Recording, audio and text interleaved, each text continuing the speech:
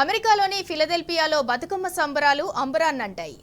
Bucks Mount County Telugu association ఆధ్వర్యంలో జరిగిన వేడుకల్లో తెలంగాణ బిడ్డలు అధిక సంఖ్యలో పాల్గొన్నారు. తీరొక్క పువ్వులతో బతుకమ్మలు పేర్చి ఆడిపాడారు. దేశం కాని దేశంలో తెలంగాణ సంస్కృతి సంప్రదాయాలు ఉట్టిపడేలా వేడుకలు నిర్వహించారు.